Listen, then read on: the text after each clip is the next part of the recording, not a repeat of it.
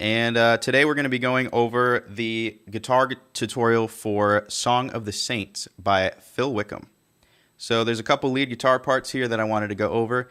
Nothing super crazy, but there are in fact lead guitar parts in the song that are important, especially in the chorus, and then there's some what I'm calling ear candy that you can also play in the chorus. So this song is in B major, it's in 6/8, and the BPM is 100.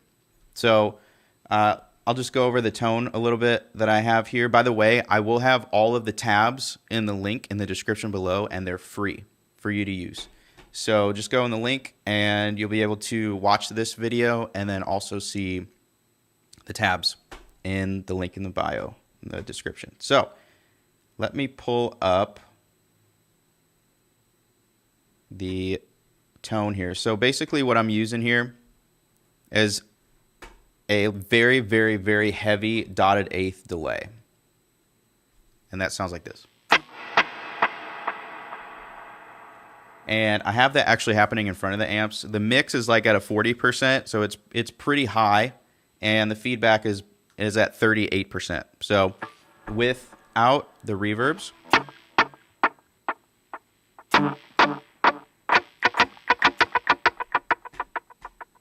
so that's what that sounds like. And then when you add the reverbs on there, it's a lot. So sounds super cool. It's actually got some distortion on there too. So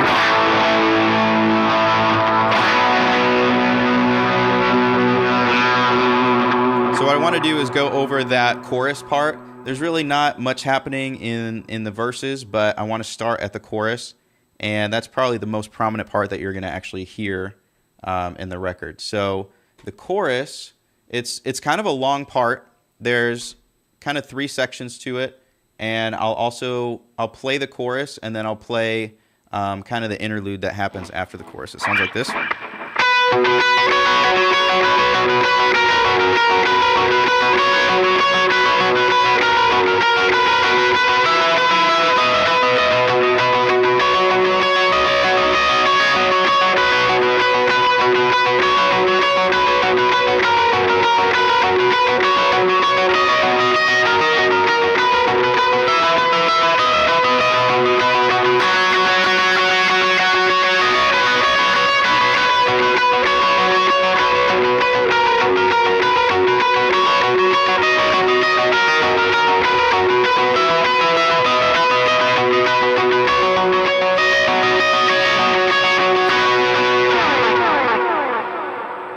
So it's kind of a lot, and you kind of can hear when the delay is kind of moving that part along, and without the delay, it sounds like this.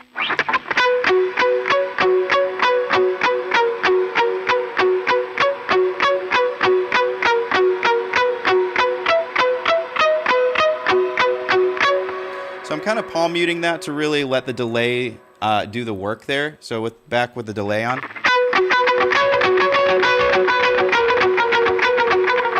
So it's really important that you lock in that BPM. Again, it's 100 BPM, and we're in 6/8. The note is a dotted eighth delay, and there's just a lot of it. Again, mix is at 40%. So I'm going to go over those notes. Again, we are in B. Let me actually pull the effects out of here.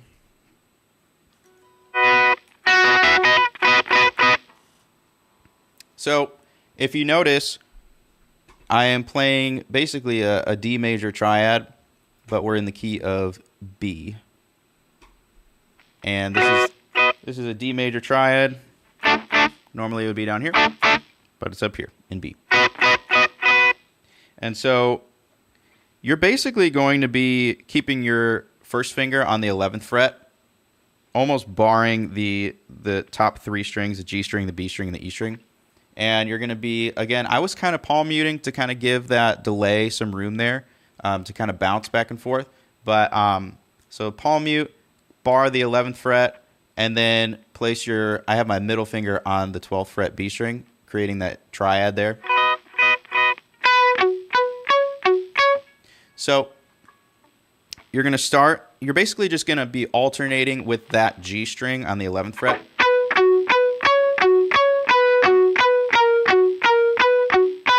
So that B string is where that melody is moving around. So you're going to go up to the 14th fret, back to the 12th, to the 11th.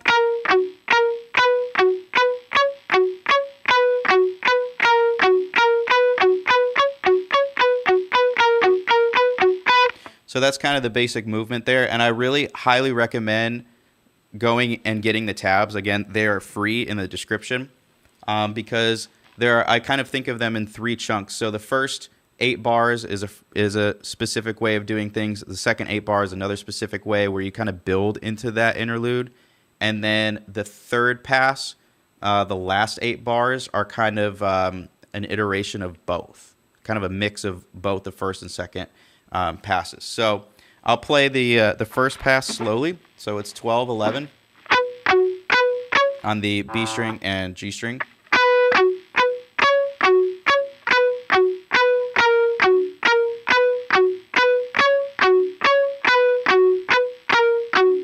So that was the first 4 bars. Again, you're just alternating back and forth. And then on the second half of it is 12, 11 again.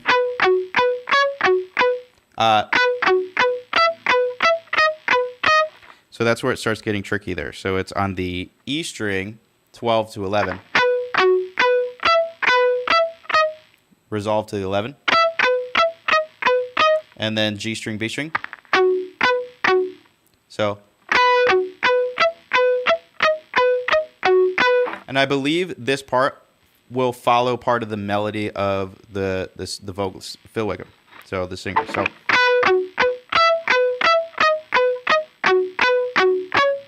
and then you're going to land on that 14th fret B string.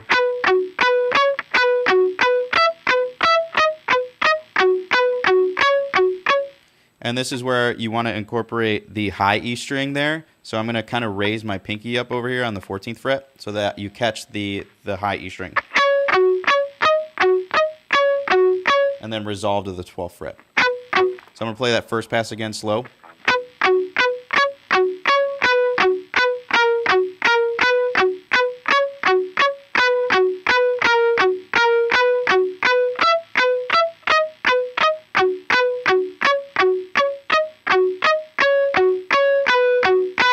So that's kind of what I'm calling pass 1. That's like the first half of the chorus. And the second half is a little different. So I'm going to play it like normal. It starts out the same.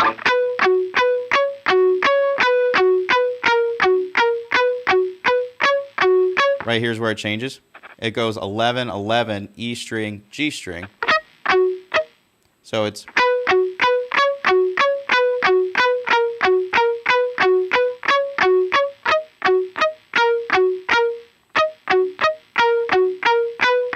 So, yeah, it goes...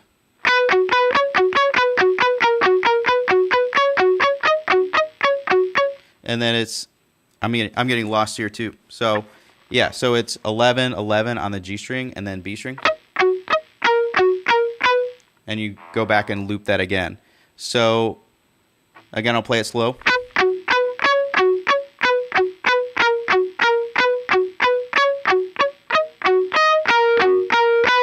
And then you're back to that on that 12th fret E string to 11. And then let me play that one more time. So starting on that second half of the chorus.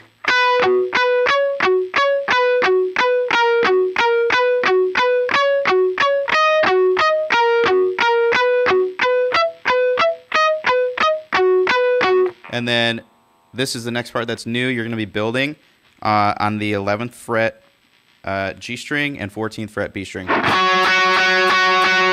then here's the lick. So you're building on that 11 and 14th fret. And then the lick is 14th fret B string, 11th fret E string. And you're going to resolve on the 12th fret. That's your root note. So you could just play that slowly. So it's 14, 11, 12, 14, 12. You can loop it however many times as you get it. It's actually kind of helpful if you stay in this position, and you can kind of blend the notes together. That'll sound pretty cool with the delays when they're back on. And then the last part, when you go to the interlude, so that part right there, that you're building into that like interlude. So really ramp up the dynamics there. That's where I'll pull away from palm muting.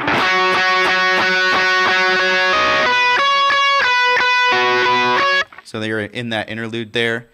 And again, it's an iteration of the first 2 times that you just played it. So I'll play it slow. It starts off the same.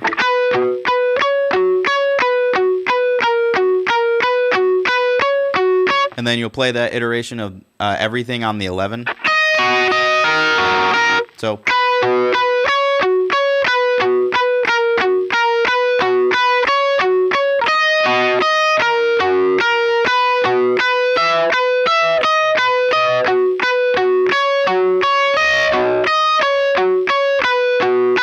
So that last time, you'll just play it straight like you did in that first time.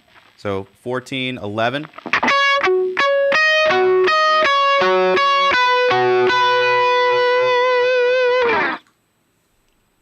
Clear as mud. Again, the tabs are in the description for free. You can follow along. Even if you want to figure out how to play this in another key, I also have those tabs available in all 12 keys. So I would recommend just following the tabs. So again, let me play that over again with the delay just so you can hear it. Okay.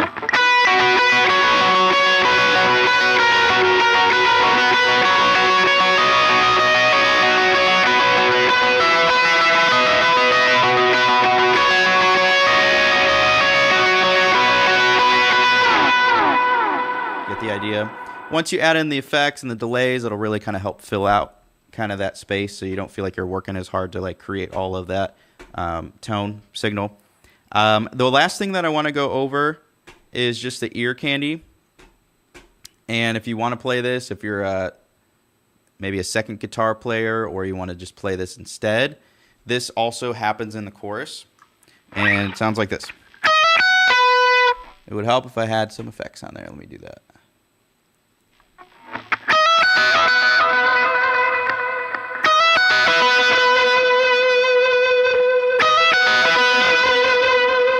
So it just really happens one time, and then you stretch that note out for 3 bars after that.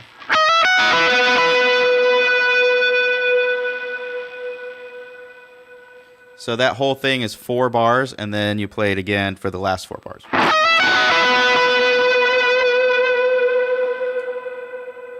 So thought that'd be a cool part to add in there. It's kind of buried in the track, but it's there. So sometimes that's what I like to do in a live environment. I actually go and listen to all the stems, and sometimes I find a really cool guitar part. And that actually happened on a recent Sunday where they were like, hey, that's a really cool part that you came up with. And I'm like, it's just buried in the track. Nobody can hear it unless you listen to the stems. So it's always helpful. So, yeah, that's everything. Song of the Saints. Phil Wickham. If you guys have any questions, feel free to leave a comment below. Also leave a comment if you have any songs that you'd like me to cover. I feel like I've covered a lot, but I'm always looking for new stuff that I haven't heard before, haven't played before, and just to give this to the guitar community, the worship guitar community. And one last thing too, I do have a worship guitar mastery community. It's super, super cheap. It's basically free to join, but we've got about 52 people. No, actually we've got 56 people in that group, and we do a lot of fun stuff. Like we just had our first Saturday morning pre-Sunday huddle is what I'm calling it, and we basically just hung out for half an hour and went over questions and Q&As and stuff like that. I'll leave a link in the description below, and you guys can go check that out. Worship Guitar Mastery on School is what it's called. And I also have my tabs for all of these tutorials that I do, organized by artists in there as well. So we'll see you guys in the next video. Make sure to like and subscribe, and I hope you have a great night.